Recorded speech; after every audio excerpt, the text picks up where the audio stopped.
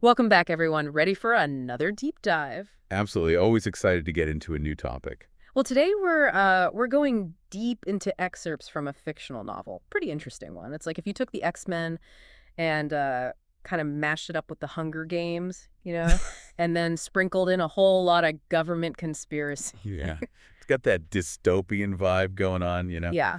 But what's cool about these excerpts is we're not just seeing this world from the outside, we're right there in the thick of the rebellion. It's called the Children's League. Oh, I see. So we get to see like the moral dilemmas they face, the tough decisions, that kind of thing. Exactly. When you're fighting for survival, the lines between right and wrong can get pretty blurry. This book really explores that. Okay, so let's set the scene then. Where are we in this world?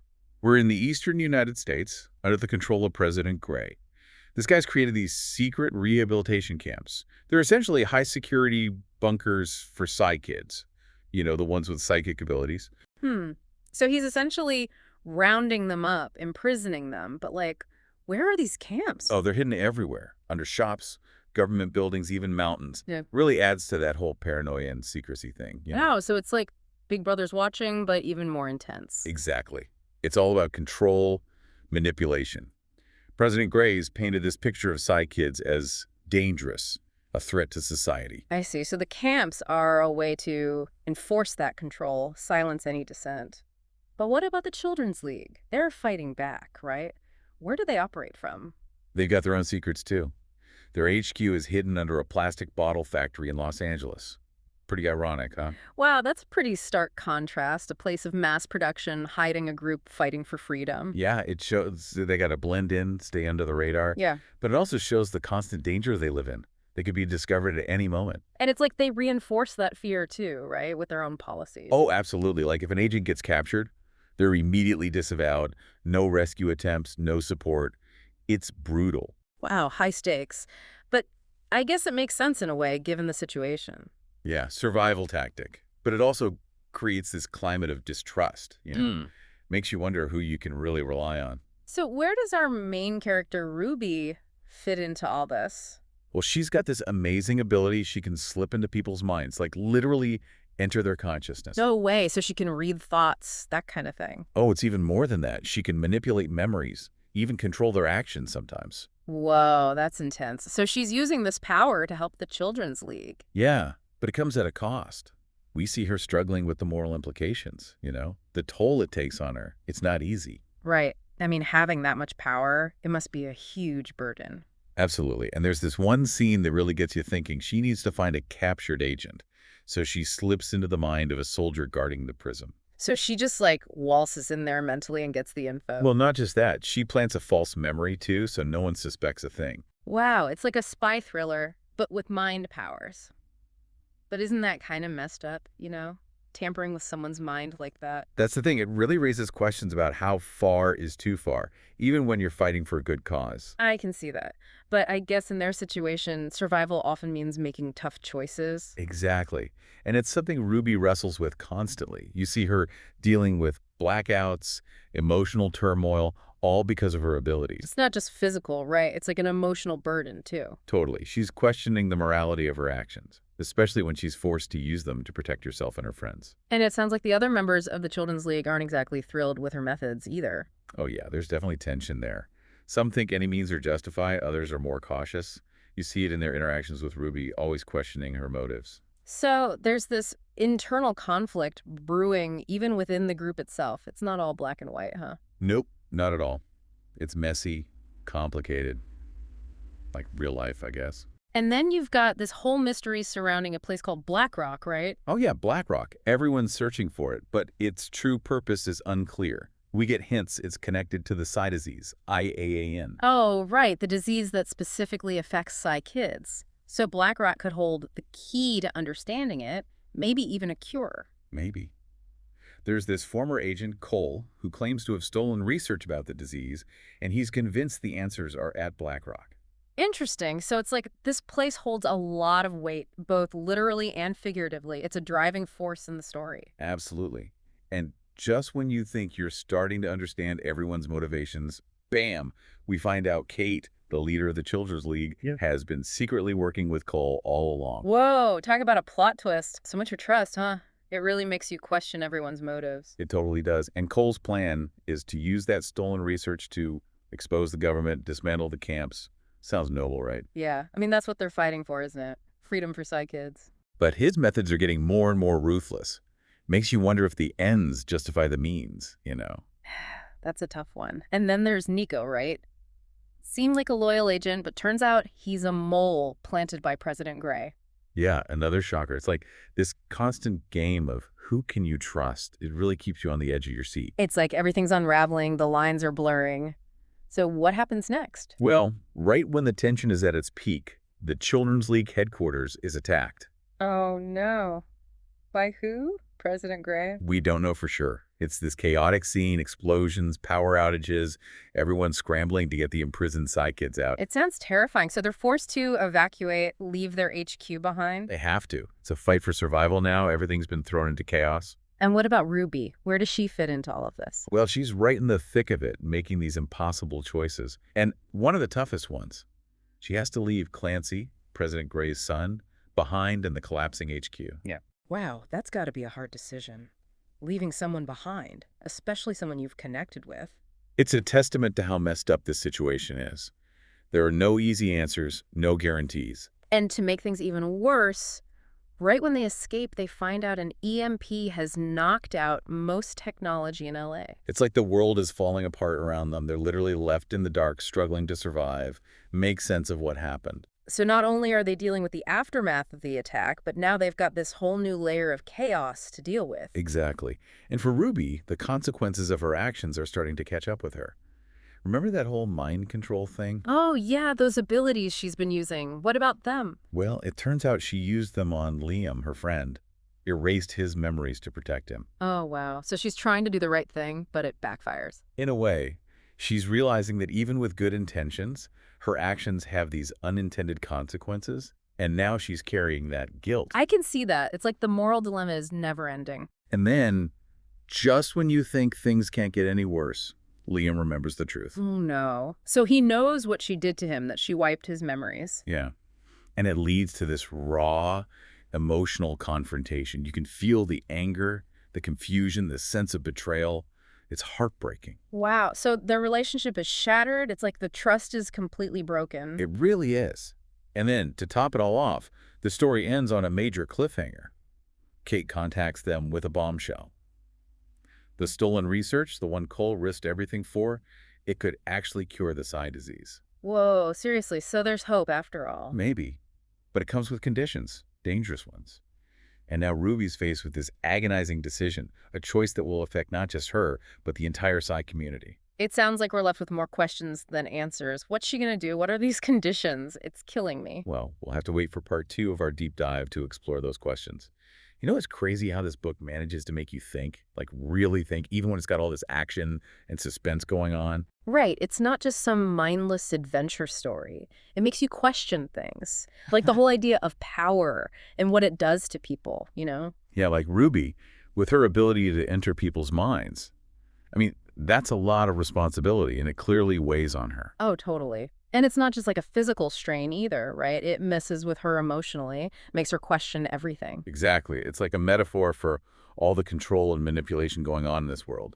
Like, just as Ruby can control people's minds, we see President Gray trying to control the whole narrative, the way people see Psy kids. Right. And then there are the skip tracers, the ones who hunt down Psy kids for rewards. They're like totally fine with exploiting these kids for their own gain. It's pretty disturbing how they've normalized this whole system of capturing and dehumanizing these kids, turning them into commodities. There's this one scene I remember where Ruby meets the skip tracer and he's bragging about the points he gets for each capture.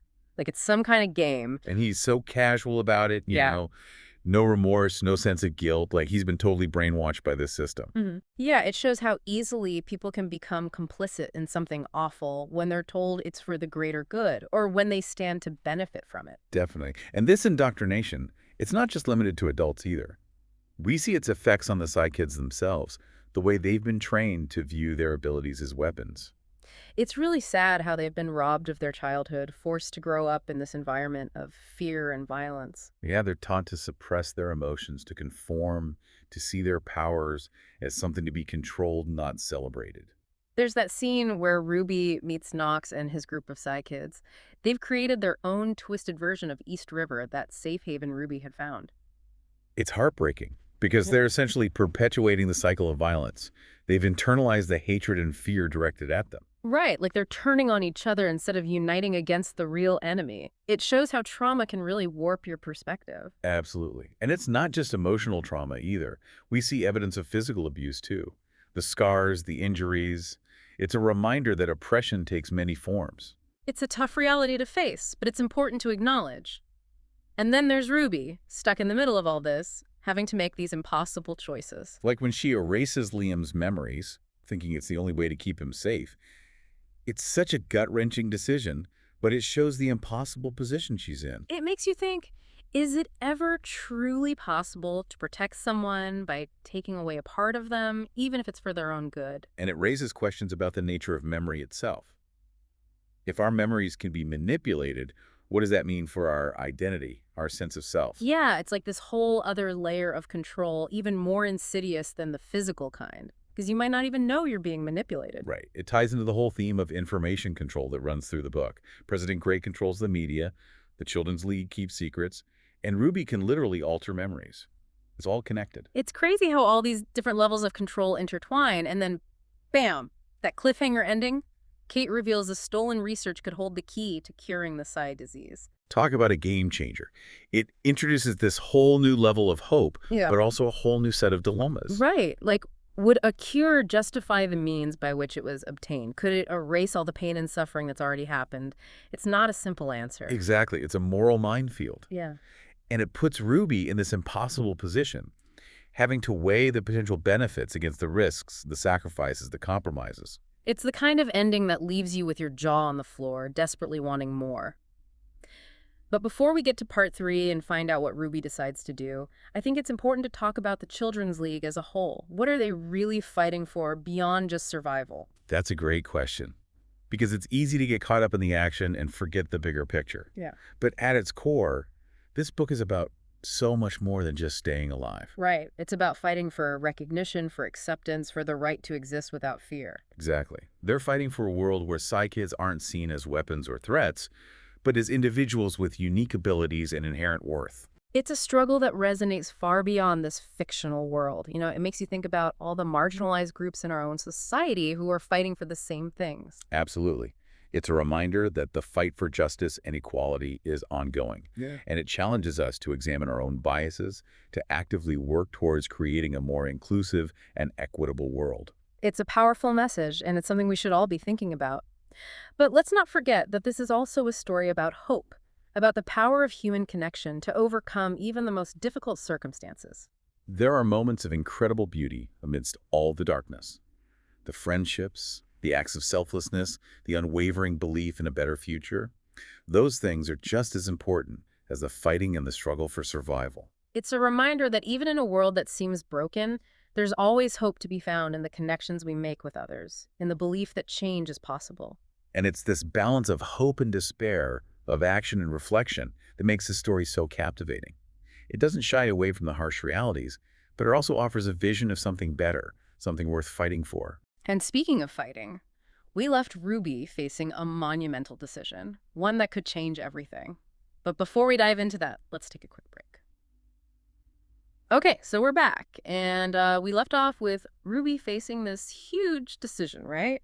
A potential cure for the Psy disease, but with some serious strings attached. It's like the ultimate test for her. Yeah. Everything she's been through, all the choices she's made, it all leads up to this moment. And it's not just about her either, right? Her decision could impact the entire Psy community. It's a lot of pressure. Oh, absolutely. It's like the weight of the world is on her shoulders. And we as readers, we're right there with her, feeling that tension, that uncertainty. You know, it's interesting how the author makes us care so much about these characters. Even though they're fictional, their struggles feel real, their choices matter. Right. It's like we're invested in their lives. We want them to succeed, to find happiness. but the world they live in and makes that so difficult. And it's not just the big dramatic stuff either. It's the smaller moments too, the personal betrayals, like what Ruby did to Liam, erasing his memories. Yeah. Even though she thought she was protecting him, it still violated his trust, his right to choose. It makes you think about the boundaries of power, even in love. Exactly. Could a relationship like that ever truly be equal when one person has the power to manipulate the other's mind?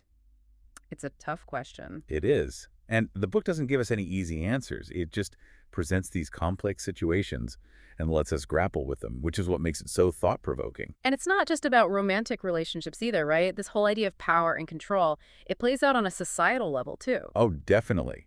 Like with Clancy, President Gray's son, he's grown up with privilege and authority, but he starts to question everything when he sees what his father's doing to the Psy kids. He has this internal conflict going on, Yeah. like he's torn between loyalty to his family and what he knows is right. It's a reminder that even those who benefit from a system can choose to challenge it, to break free from the indoctrination, and that's powerful. And then there's Kate, the leader of the Children's League.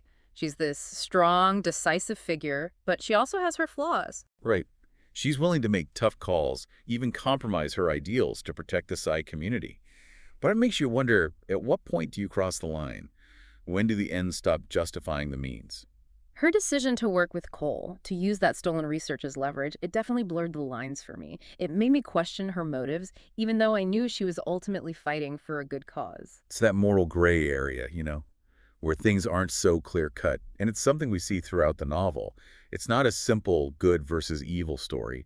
It's much more nuanced than that. And that's what makes it so compelling, right? It forces us to think critically, to question everything. It's not just entertainment. It's a challenge. It's an invitation to engage with these big ideas, to examine our own beliefs and values. And to me, that's the mark of truly great storytelling. I totally agree. And I think that's a good place to wrap up our deep dive. We've talked about power, betrayal, morality, hope. It's been a roller coaster of emotions. It has. And I think what stays with me the most is this idea that even in the darkest of times, there's always potential for change, for growth, for connection. And that even though the world can be a messy, complicated place, there's still beauty to be found. There's still hope to cling to. Exactly. It's a message that's both powerful and necessary, especially in the world we live in today. So if you're looking for a story that will challenge you, move you, and leave you thinking long after you finish it, I highly recommend checking out this novel. I second that. And for all you listeners out there, thanks for joining us on another deep dive. Until next time, keep exploring, keep questioning, and keep the conversation going.